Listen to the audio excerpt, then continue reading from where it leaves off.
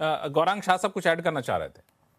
जी, मैं ये ऐड करना चाहता, आपका प्रश्न था अभिषेक भाई से कि एफआईआईज़ क्या वही क्षेत्र में आएँगे जहाँ से उन्होंने बिकवाली की है? नहीं, क्या क्वेश्चन? ये सवाल है कि आपके पास भी आता है, और फिरोज अजीज, अनिल जी, आप तो क्या आपके पास भी आऊंगा तो आप लोग भी तैयार रहेगा, पहले आप जवाब दे दीजिए गौरांग शाह साहब।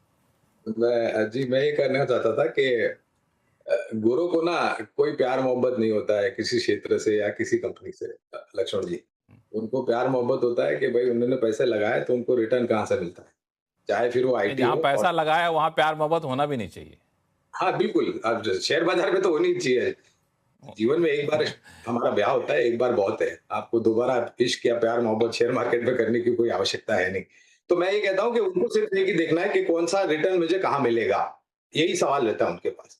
वो रिटर्न अगर उनको आईटी में दिखता है तो आईटी में जाएँगे, ऑटो में दिखता है तो ऑटो में जाएँगे, न्यू एज टेक्नोलॉजी स्टॉक्स में दिखता है वहाँ पर जाएँगे, क्विक कॉमर्स कंपनी में दिखता है तो वहाँ पर जाएँगे, सीमेंट में तो जहाँ पर उनको रिटर्न दिखेगा ना लक्ष्मण जी, वहाँ पर जाएँगे। ये एक मापदंड नहीं है कि क्या मैं पिछली बार इस क्षेत्र को बेच करके गया तो मुझे वहां पर नहीं जाना चाहिए, ऐसा नहीं होता।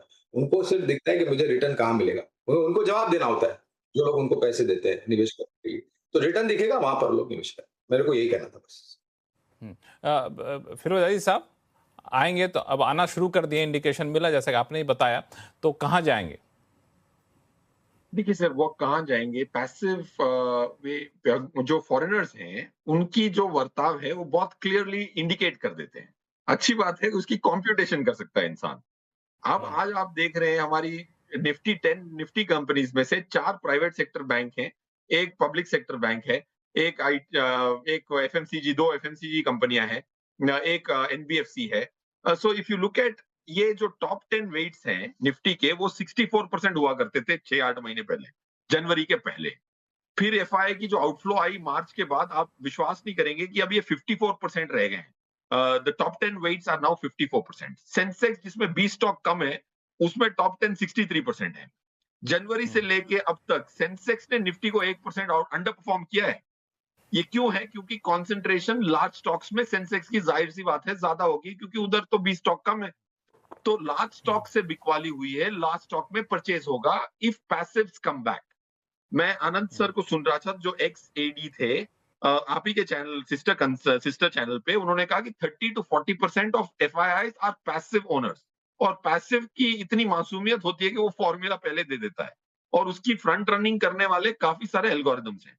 तो ये पैसा अगर पैसिव से वापस आ रहा है, जो मेरा अनुमान है, ये जो 20,000 और 10,000 करोड़ आया है अगस्त में, 10-12,000 करोड़, लास्ट मंथ में 20,000 करोड़, ये अगस्त की रेवेन्यू की फ्रंट रनिंग है। अगर वो फ्रंट रनिंग है तो लार्ज स्टॉक में वापस आएगा। सेक्टर से उनका कम लेना देना है पैसिव का। एक्टिव का दे विल, जैसे गौरांग सर ने कहा, एक्टिव वो खरीदेगा जब पैसे बनेंगे, पैसिव वो खरीदेगा जो एक सेकंड, पैसिव का मतलब आप कह रहे हैं कि जहां से बेच के गए थे वहीं पर आएंगे, और अभी जो पैसा आया है वो दिखा रहा है कि वो पैसिव वाले पैसा लगा रहे हैं, राइट? इधर और नहीं है, प्रोपोर्शंस पे है। मैं ये नहीं कह रहा हूं कि पैसिव एक्टिव वाले ने जरा भी नहीं लगाया होगा। ज्यादा मात्रा कहां से है, that's the only thing you can predict, because पूरी प्रेडिक्ट। सो पैसिव से ज्यादा आया होगा out of this 30,000 crore. That's one. Yes, second, तो क्या खरीदेंगे वो? सॉरी, अपनी बात पूरी करें। सॉरी, अपनी बात पूरी करें। स्टॉक्स ऑफ निफ्टी जहां से आउटफ्लो सबसे ज्यादा हुआ है, कोरिया की मार्केट जब ऊपर जाती है तो वेट खाती है वो। अब हमारे एमएससीआई इमर्जिंग मार्केट इंडेक्स में एक, अगर हमारी टॉप प्राइवेट बैंकर्स हैं, बैंक्स हैं, उनकी वेटेज कोरिया, एसके हाइनेक्स और सैमसंग, उनसे सबकी लड़ाई है। तो बैंकें बेच के उन्होंने एआई की स्टॉक खरीदी हुई है। अब कोरियन मार्केट जरा नीचे है तो weights are getting reallocated, hopefully they will get reallocated, so top 10 में आए। रहा सवाल आपका, लास्ट टाइम मैंने डॉच कर दिया, वो आंसर कर देता हूं। अर्निंग्स का क्या है फंडामेंटल पे, इनएडवर्टेंटली आई डॉच दैट क्वेश्चन। अब तक मैं ऐसा करता हूँ ना, फंडामेंटल पे फिरोज अजीज साहब आता हूँ आगे चल करके, चूंकि उस पर फिर मैं बाकी मेहमानों के पास भी जाऊंगा। ये जो आपने मुद्दा छेड़ा है, जो बाकी मेहमानों से बातचीत होगी, अनिल जी से व्यू लेना बाकी रहेगा। अनिल जी। जी, ये जो है, जो आप कह रहे थे कि एफआईआईज कहाँ से आएंगे, देखिए एफआईआईज में दो तरीके के हैं, शायद वही फिरोज जी भी कह रहे थे, वो एक्टिव और पैसिव। तो जो इंडेक्स रिलेटेड जो इन्वेस्टमेंट आएंगे, वो तो देखिए जो मेजर इन्वेस्टमेंट आएंगे वो जैसे निफ्टी 50 से रिलेटेड है या निफ्टी 200 से रिलेटेड है, तो इस तरीके से वो उनको सेट वहीं जाना है, और एलोकेशन जो है उनका लगभग फिक्स रहता है। इस बार हो सकता है थोड़ा सा बढ़ जाए, क्योंकि एआई में प्रॉफिट बुकिंग हो चुकी है, और जो मार्केट है जो कोरिया वाला, वहाँ से भी काफ़ी करेक्शन हुए हैं, तो वो फंड अवेलेबल होंगे जो यहाँ आएंगे। अब रही बात जो एक्टिव पोर्टफोलियो मैनेजर्स हैं वो कहाँ पैसा लगाएंगे, तो वो बात एकदम जो जैसा कि गौरांग जी ने कहा कि भाई जहाँ पैसे बनेंगे वो वहीं लगाएंगे। और इस समय जहाँ तक दिख रहा है कि जहाँ उनको वैल्यूएशन दिखाई देगा, जहाँ उनको मार्जिन ऑफ सेफ्टी दिखाई देगी, वहाँ जाएंगे।